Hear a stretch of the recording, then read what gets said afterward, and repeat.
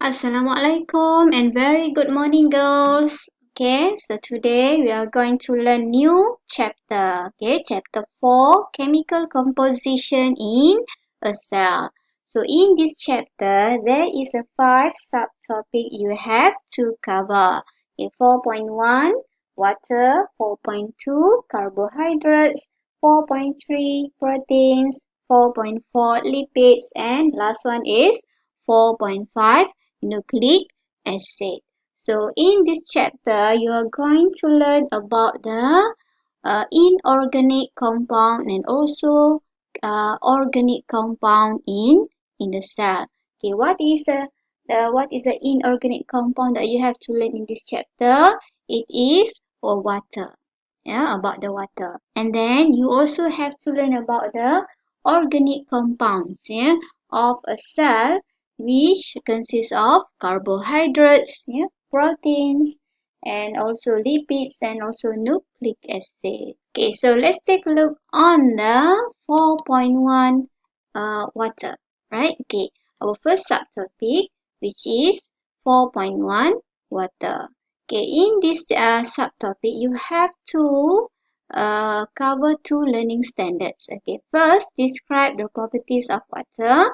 2, correlate the properties of water with its importance in the cell. Okay, let's go to the properties of water. Okay, properties of water. Ciri-ciri air. Okay, first, polarity of water, or water is a polar molecules. Okay, water is an inorganic compound, yeah, consisting of hydrogen and oxygen atoms.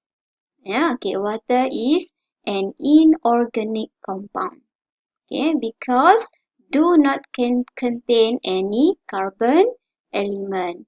If organic compounds, yeah, it contain carbon element. Yeah, organic compounds, for example, is carbohydrates, protein, lipids, and nucleic acid. Yeah, but not the water. Water is an inorganic compound because it only consists of hydrogen and oxygen atoms.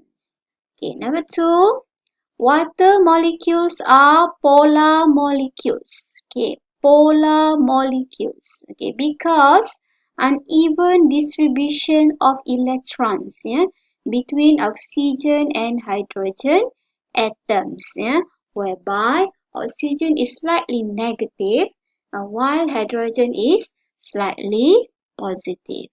Okay, so why water is a polar molecule? Because, yeah, they share uneven electron.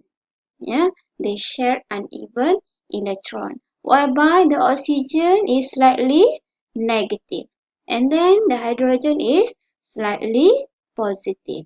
So means they have 2 poles, yeah, which is positively poles, yeah, and also negatively poles. Yeah, negatively poles is shown by oxygen and the positively pole shown by hydrogen. Okay, that's why water are polar molecules. Okay, this polarity of water produce hydrogen bonds. Yeah? This polarity of water produce hydrogen bonds and allows water to act as universal solvent. Okay, so these are referred to the molecules of water that consist of, yeah, 1 atom of oxygen and 2 atom of hydrogen. Okay, you can see here oxygen is slightly negative, yeah, and hydrogen is slightly positive. So between the molecule of the water, it will form hydrogen bond, yeah, hydrogen bond, because of the polarity of water, which whereby oxygen is slightly negative and the hydrogen is slightly positive. So it will produce a hydrogen bond here. Right? Okay, so because the polarity of water, it will allow the water to act as universal solvent. Ya, apa maksud universal solvent? Yang merujuk kepada pelarut universal. Ya, maksudnya dia boleh melarutkan apa-apa sahaja bahan terlarut. Ya, okay. Next, the universal solvent properties of water allow solutes, ya, such as glucose and electrolytes to be transported through the plasma membrane into the cell. Okay, so these are referred to the importance of the polarity of water. Yeah. Okay, next we go to the second properties, cohesive force and adhesive force of water. Yeah, cohesive force and adhesive force. Yeah, cohesive, adhesive. Okay, water molecules are attached to each other through a cohesive force. Yeah, so between water molecules. Okay, so these are referred to the water molecules. Okay, water molecules. Okay, what you can see here, these are all our water molecules. Yeah. Okay, so between water molecules, there is a force. Yeah. What is the force? Okay, the name of the force is cohesive force. Yeah. It is a force that attach water molecule to each other. Yeah. Okay. At the same time, water molecules are also attached to the other surface through adhesive force. Okay, so there is another force called as adhesive force. Okay, adhesive force is a force between water molecules and the surface of the cell wall. Cell wall of the xylem here. Yeah, so what is adhesive force? It is a force, a force between the water molecules and the surface, and surface of the cell wall of the xylem. Okay, and then so both force produce capillary action. Produce capillary action which allows water to enter and move along narrow spaces such as xylem. Okay, xylem vessel is the component of the xylem. This one of the structure of the xylem. So what is the function of the xylem? Xylem will transport the water and minerals. Transport water and minerals all over the plant. Okay. So to transport the water, how does water molecules move? They move by capillary action. Capillary action. We allow the water to move along the xylem. Okay, that is cohesive force and adhesive force. Okay, third properties of water.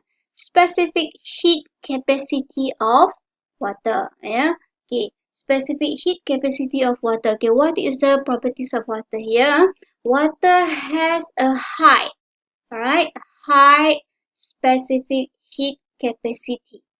Water has a high specific heat capacity of 4.2 kilojoule per kilogram per degree Celsius. Okay, what does it mean?